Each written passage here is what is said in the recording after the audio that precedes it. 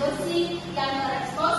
Yang kedua, metode komitmen lindung nilai. Yang ketiga, metode lindung nilai yang diantisipasi.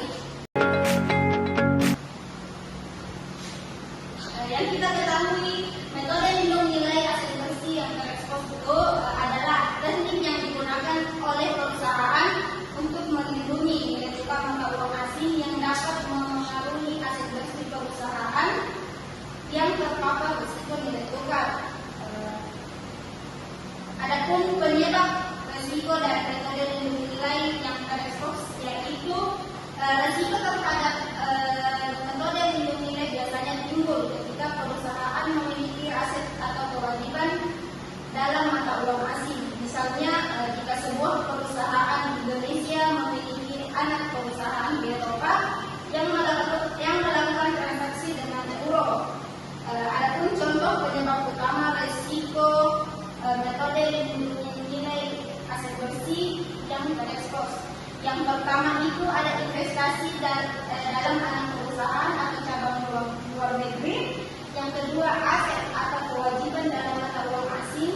Yang ketiga, pendapatan dan biaya operasional yang dihasilkan dalam mata uang asing. Adapun tujuan metode lindung nilai aset bersih yang terekspos yaitu yang pertama, mengurangi dampak fluktuasi nilai tukar terhadap laporan keuangan, menjaga stabilitas nilai aset bersih perusahaan, terutama di perusahaan multinasional. Yang ketiga, meminimalkan ketidakpastian akibat perubahan nilai tukar mata uang asing. Adapun keuntungan dan kerugian dari metode lindung nilai aset bersih yang terekspos. Keuntungannya yang pertama, mengurangi risiko kurs. Dengan adanya kontrak hedging, perusahaan bisa memitigasi potensi kerugian akibat fluktuasi nilai tukar. Yang kedua, menstabilkan laporan keuangan. Perusahaan dapat mengurangi fluktuasi nilai tukar dalam laporan keuangan konsolidasi. Yang ketiga, perlindungan aset bersih. Lindung nilai dan ini dapat membantu perusahaan untuk melindungi investasi yang dilakukan luar negeri, terutama terhadap depresiasi mata uang asing. Selanjutnya yang materi kedua yaitu metode komitmen lindung nilai. Metode komitmen lindung nilai adalah teknik manajemen risiko yang digunakan oleh perusahaan untuk melindungi nilai komitmen masa depan dalam kontrak pembelian atau penjualan mata uang asing. Adapun tujuan metode lindung nilai yang pertama, melindungi nilai transaksi yang akan datang atau melindungi perusahaan dari fluktuasi mata uang yang dapat mempengaruhi biaya atau pendapatan masa depan akibat perubahan nilai tukar. Yang kedua, mengurangi volatilitas biaya dan pendapatan. Dengan adanya kontrak yang sudah ada, perusahaan dapat mengurangi ketidakpastian dan memperkirakan biaya yang pasti saat pembayaran dilakukan. Yang ketiga itu meningkatkan kepastian keuangan. Dengan mengunci nilai tukar yang akan digunakan di masa depan, perusahaan memiliki gambaran yang lebih jelas mengenai pengaruh nilai tukar terhadap transaksi yang akan datang. Selanjutnya itu ada pun langkah-langkah metode komitmen lindung nilai. Yang pertama yaitu identifikasi komitmen yang terpapar risiko nilai tukar. Langkah pertama dalam menggunakan hedging komitmen ini adalah mengidentifikasi komitmen yang terpapar pada risiko fluktuasi nilai tukar. Yang selanjutnya yaitu mengukur besaran paparan. Setelah komitmen diidentifikasi, perusahaan perlu mengatur seberapa besar paparan risiko yang terkait dengan fluktuasi nilai tukar terhadap transaksi tersebut. Yang ketiga itu memilih instrumen hedging yang tepat. Perusahaan dapat memilih instrumen derivatif yang sesuai untuk melindungi komitmen masa depan mereka. Yang keempat, pelaksanaan kontrak hedging. Setelah memilih instrumen yang tepat, perusahaan kemudian melakukan transaksi hedging dengan pihak yang menyediakan instrumen derivatif tersebut. Yang terakhir itu pemantauan dan evaluasi. Setelah melakukan hedging,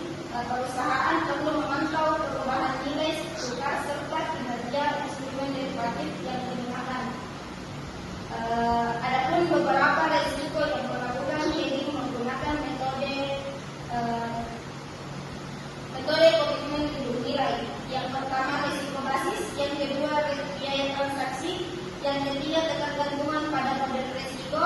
Yang keempat, kompleksitas struktur derivatif. Dan yang terakhir, likuiditas instrumen keuangan. Selanjutnya yaitu materi ketiga, yaitu metode lindung nilai yang diantisipasi. Metode lindung nilai yang diantisipasi adalah pendekatan yang digunakan untuk melindungi resiko yang timbul dari transaksi yang belum terjadi namun diperkirakan akan terjadi di masa depan. Adapun tujuan dan manfaat metode lindung nilai yang diantisipasi, yang pertama, pengurangan ketidakpastian. Salah satu tujuan utama dari ini adalah untuk mengurangi ketidakpastian yang dapat mempengaruhi keputusan perusahaan. Yang kedua, perlindungan terhadap kerugian.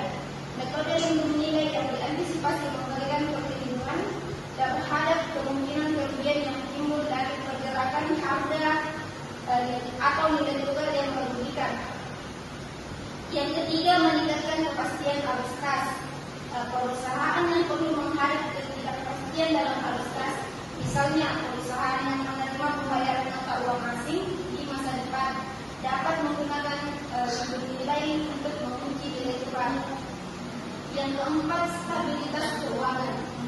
Lindung nilai yang dapat membantu perusahaan untuk mempertahankan stabilitas keuangan jangka panjang, karena perusahaan dapat menghindari fluktuasi yang signifikan yang dapat mempengaruhi biaya produksi atau pendapatan mereka.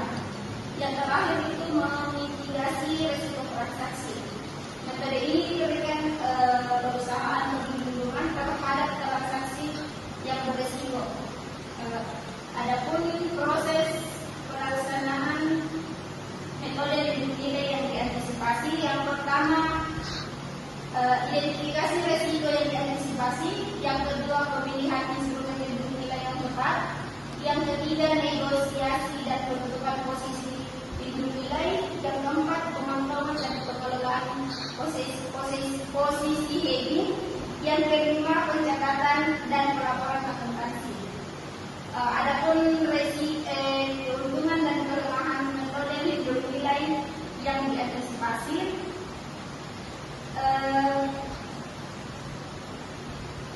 yang pertama itu mengurangi risiko. Yang kedua, meningkatkan perencanaan keuangan. Yang ketiga, fleksibilitas. Namun ada juga kelemahan dari metode ini, yaitu yang pertama biaya, yang kedua pembatasan potensi keuangan, dan yang ketiga risiko kredit. Baiklah, itulah hasil pemaparan dari saya. Seketika ada audiens yang ingin bertanya. Baik, perkenalkan, saya Dedi. Baik, langsung saja saya akan menjawab pertanyaan dari saudari Tasya, yang itu bagaimana cara kerja lindung nilai neraca.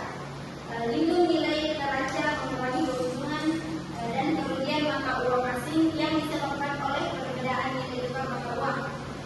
Baik, apakah saudari Tasya sudah puas dengan jawaban yang saya paparkan? Ya.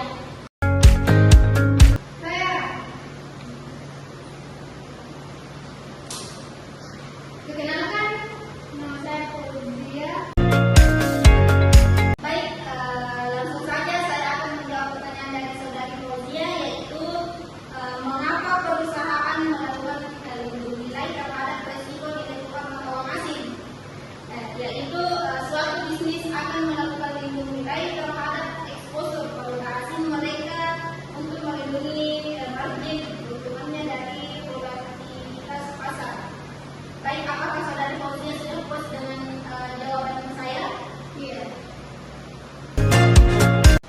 Baik, adapun kesimpulan dari materi yang saya paparkan, yaitu transaksi lindung nilai atau hedging adalah strategi yang digunakan untuk mengurangi risiko finansial akibat fluktuasi harga atau nilai tukar melalui berbagai instrumen seperti kontrak berjangka, opsi, dan swap.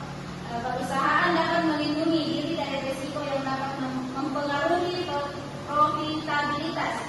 Lindung nilai tidak hanya berfungsi untuk mengurangi risiko, tetapi juga memungkinkan potensi keuntungan